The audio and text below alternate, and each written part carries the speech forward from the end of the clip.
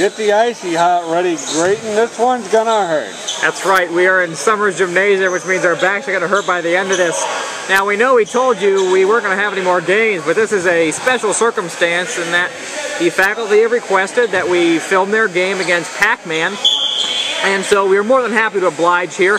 Gonna film one more game maybe and have a chance to see the Pac-Man lose. And I think everyone here in attendance would love to see the Pac-Man lose. Oh, I'm not sure I'd say everybody, Grayton. Excluding, of course, the Pac-Man themselves.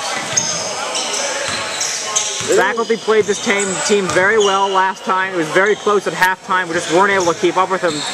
That due partially to the fact that they did not have a very large team at the time. Looking at the players on the court now and the bench, the faculty have a full team here tonight.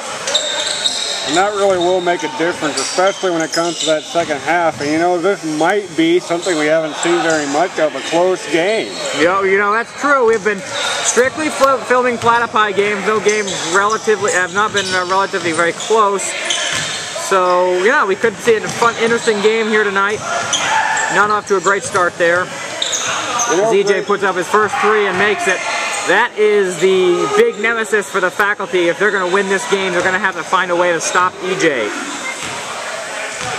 That's true. You know, being here tonight and watching these two teams that aren't the Platypi, it makes me feel kind of like I felt when my dog got run over.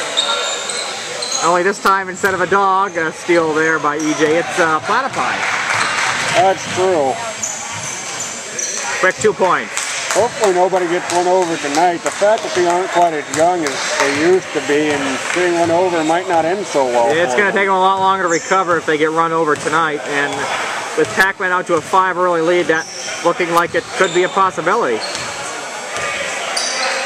So yeah, we kind of doing this game late notice. We don't have a lot to talk about, so we're going to try and get a few guests on here throughout the show and hopefully do a couple interviews. There are several members of the Platypi team here. Fair to say they're here to see the Pac-Man lose, hopefully.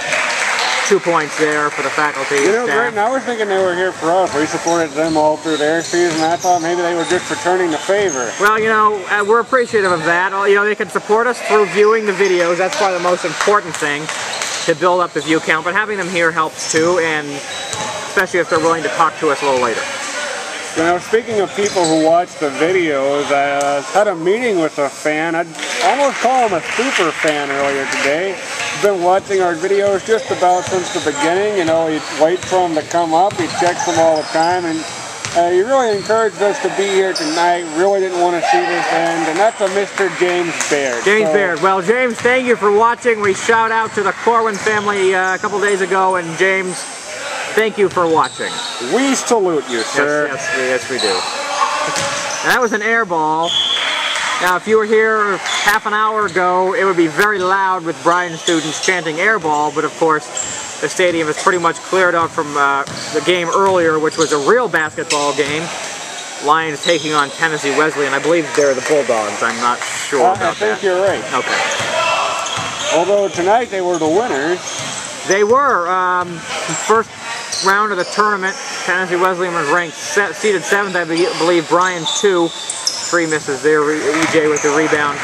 And staying true to form, Bryan lost in their first round of the playoffs. So it was a surprise that they lost, but well, it was the easy road to the tournament for the Platypi. They were of course winless, but the team they were supposed to play in the play-in game forfeited, so they automatically advanced to play the first seed. Luke for 3. No. Looks like another air ball, Grayton. You know, an interesting story behind that. Air balls were actually called that because they moved through the air without meeting any opposition. Hey, like the rim or the net or the backboard or something like that. Yeah, or another player's hand. Oh, okay. Or really anything at all. You know, my back is already hurting.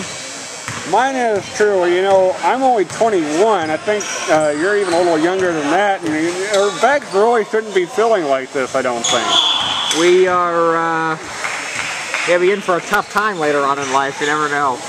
You know, it might be the mattresses here at Bryan College. Speaking of later on in life, there are a few faculty members here playing for this basketball team who are a little later on in life. Not too much, but there are a few.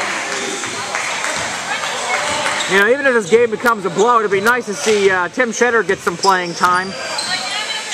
RD of the Townhouses now, excuse me, former RD of Woodley.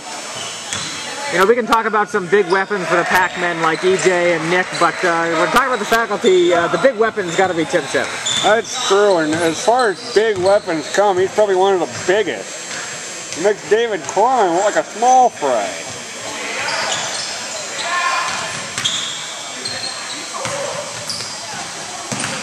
You know, one thing about the faculty, they are a little older, and while that does mean that maybe they don't have the energy of the Pac-Man, it also means they have a lot more experience, especially when it comes to intramural basketball.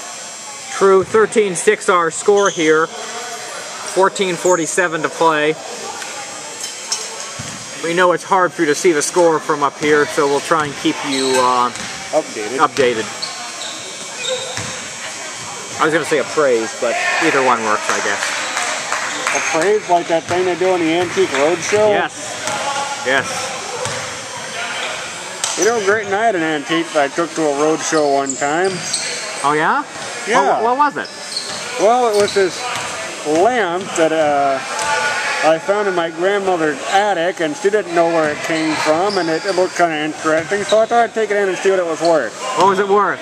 Absolutely nothing. Well, hopefully there were some good memories attached to it from your grandma. Those are worth something, I'm sure. 15-8 now.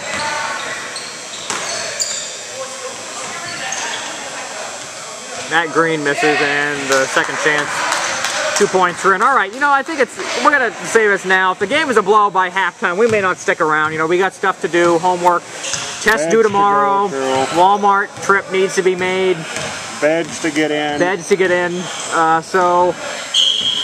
And always a turnover there. So yeah, if it's a blowout, we may not be here for the second half.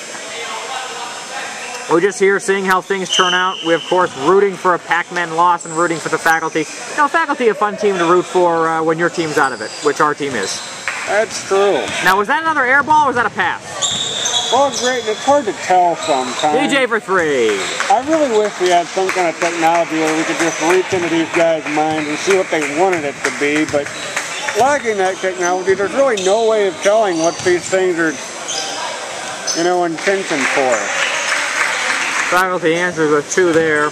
And, you know, we say faculty, and that's kind of what the team is called, but faculty and staff, this would be fair. We don't want to give anyone an undue promotion here. Some of them are just staff. Is it really a promotion or is it a sideways move? I'd call it a promotion. I think it's fair to say promotion. You know, today in chapel we had some promoting going on, promoting of the Mosaic Ministries and the Fathom Ministries down in Chattanooga. Fathom, a Christian-owned nightclub in Chattanooga. Interesting concept. We really don't know a whole lot more about it. There are some students here who have been there as part of an after party for a film festival. We'll probably leave that up. Three there by Nick. Like we said, two big weapons for the Pac-Men. 23-10 our score. So a 13-point deficit, and it looks like the faculty are slowly starting to slip under here.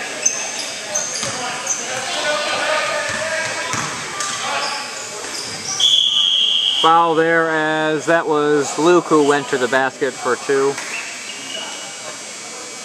All right, another thing to watch in this game, we have JT as our ref. As we mentioned last time we were here, he loves to call fouls and blow that whistle, so keep your ears open for that. We expect to see quite a bit of it happening tonight. First free throw is good. And there's a good example of how the faculty have more experience. Free throws are something that takes practice to get good at. And one thing we're still getting good at, is taking a proper timeout. We're going to try and do that right now. Give us time to sign off before we go. So, from the Summer Gymnasium with 11 minutes to go, 23-12 our score in favor of the Pac-Men. We'll be right back on Wahaha Basketball.